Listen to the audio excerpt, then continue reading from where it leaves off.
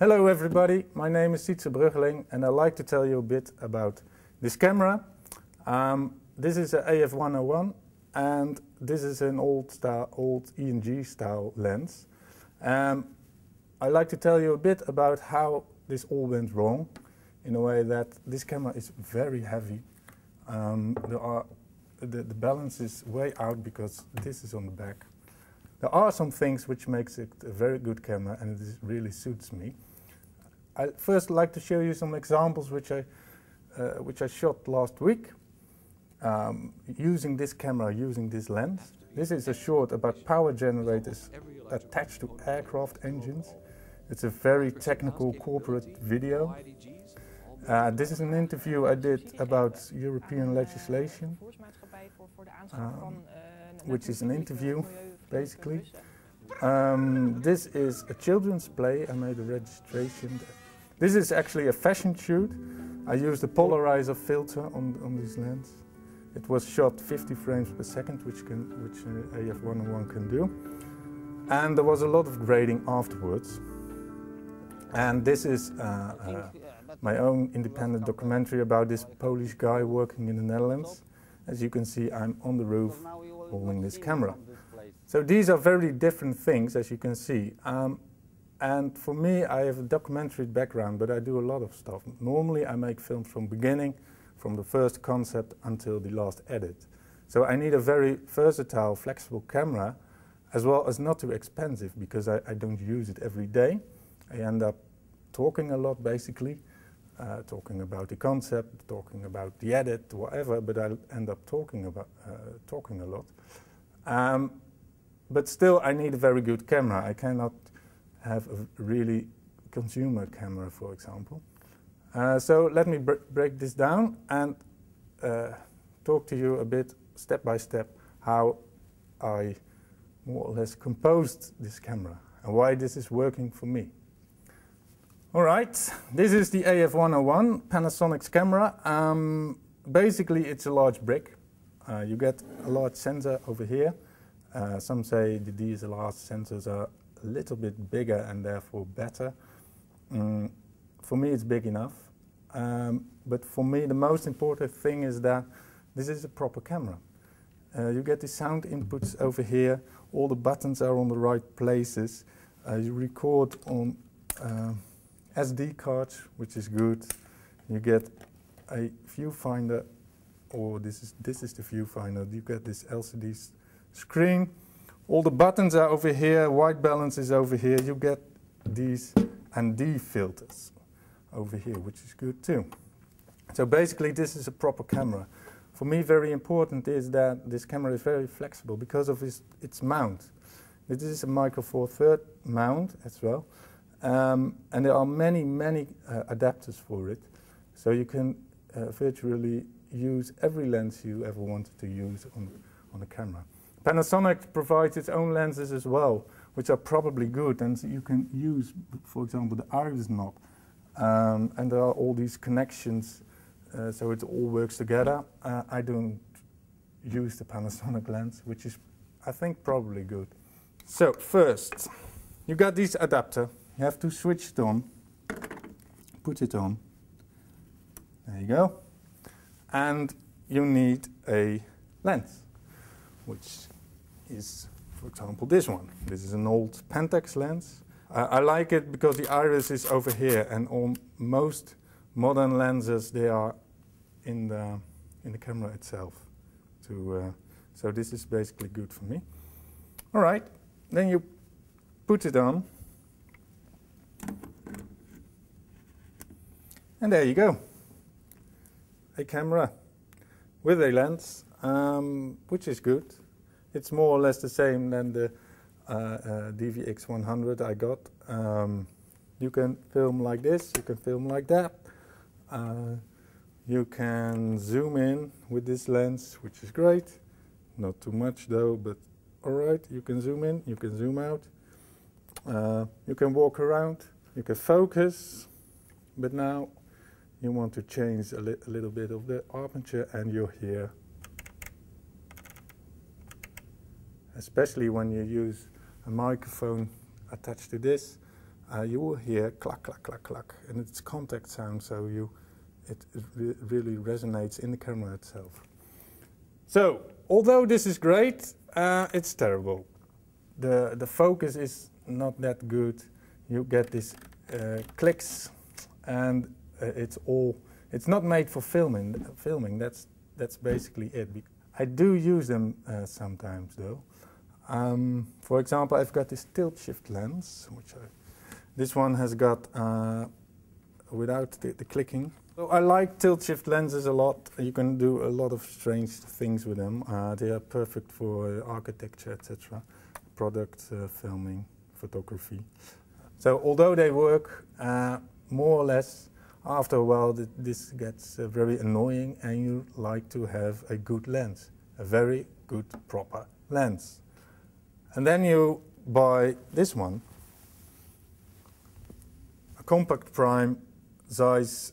This is a 28mm lens, which is very expensive but very good. And then things start to get complicated. First of all, if you compare the two, this is very heavy. You need a new adapter because this one has a PL mount to start with, but it's more heavy than the mount can handle. It will break, or you will break your camera. All right, there you have it. You get the lens. You need a new adapter. I use a focus adapter, which comes with the support, which is very strong, but the support needs to be supported. So this is what you basically need: the base plate and the tubing. The shoulder pad isn't really necessary if you don't shoot from the shoulder, as well as the hand grips and the viewfinder. But I'm a documentary style filmmaker, so you end up needing all these extra things. You need the viewfinder, which is a Zacuto. You need extra hand grips. You need the shoulder pad. And there you go. You got the shoulder camera now. And then there are some things which are a bit strange to this camera. For example, they've got this viewfinder over here. It's great when you use these old Pentax lenses or other lenses, but otherwise it's useless. There's a reason to not use these Pentax lenses or other photo lenses, so it's a bit odd. This is still here. Something else which springs to mind is that the height of the mount is not standard height, which turns out to be a problem if you make a rig. Basically, you have to raise the camera. But if you raise the camera and you put it on your shoulder, it got very unstable. Basically, your camera is very high, and if I do not use the shoulder pad, it will be like this, and maybe even higher, and then it gets really wobbly like this. So you want the camera to be as close to your shoulder as you can. That's why I attach the shoulder pad to the base plate itself directly. And then it's lower, it's more stable.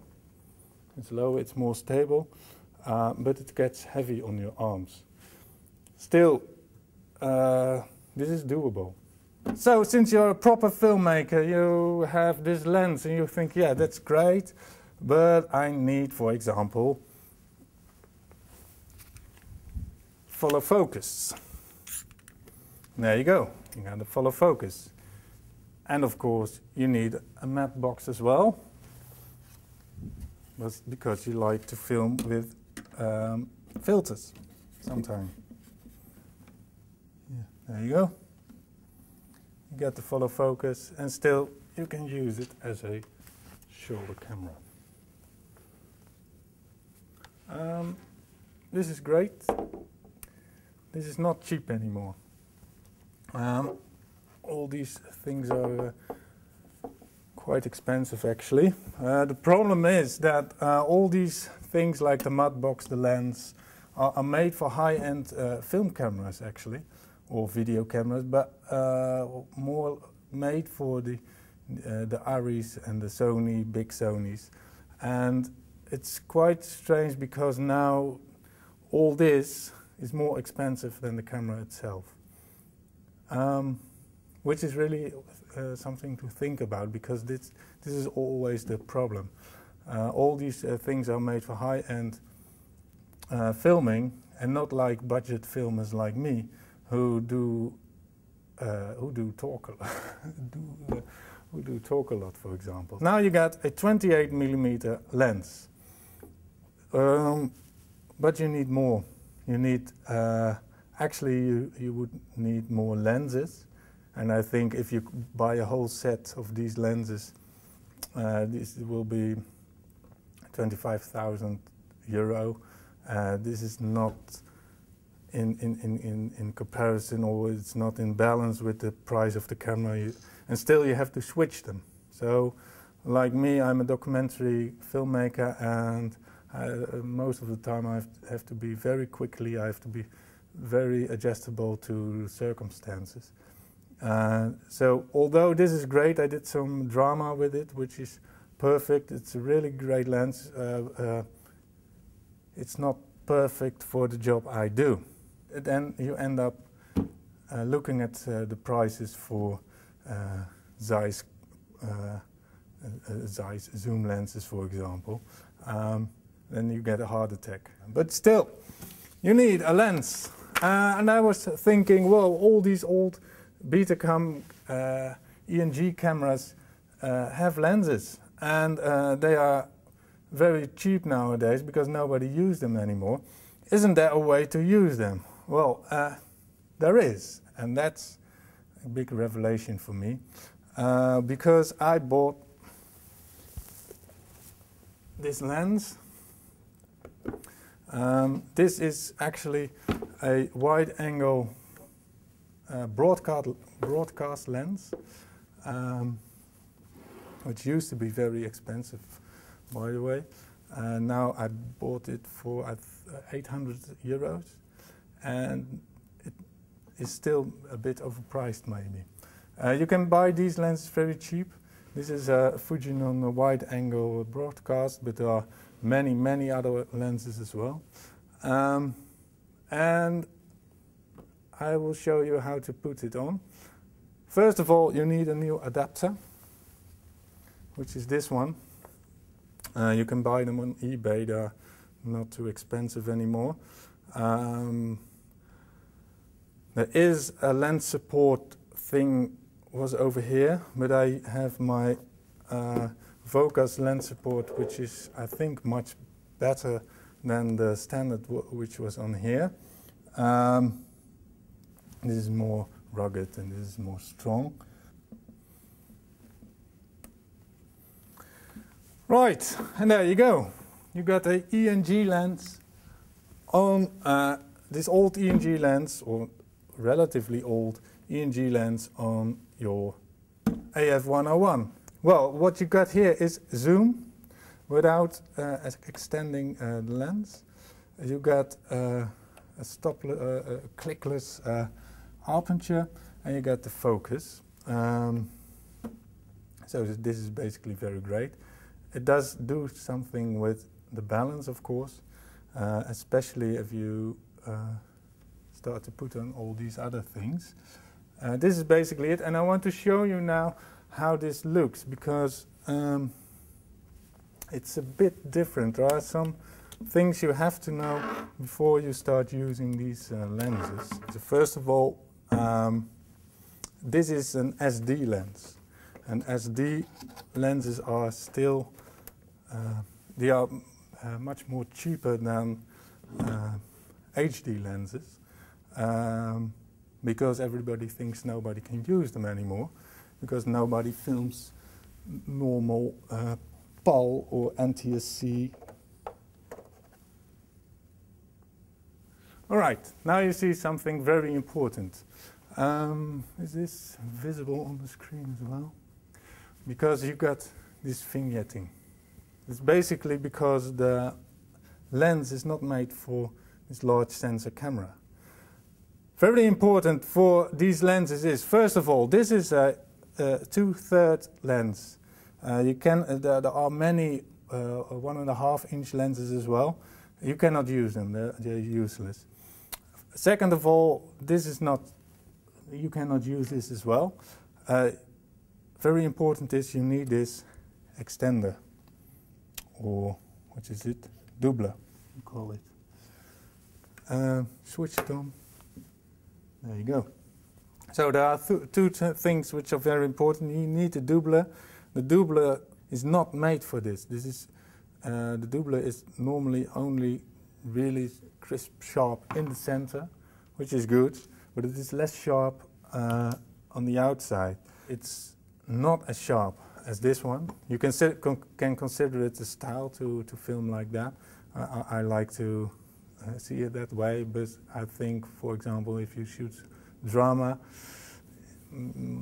I don't think you can get away with it always. Sometimes you can, probably. Oh yeah, another thing I want to tell you, normally they have handles like these. I have got one downstairs, but normally they come like this. I get rid of them because it's heavy. You can buy some cables or solder some cables to make them work, although you need extra batteries, etc. Probably I will do that someday, but for now it's basically a variable prime. Okay, thank you very much for watching this tutorial. I hope it was helpful in a way. I hope it was a bit of an inspiration to think about how to how to set up your camera.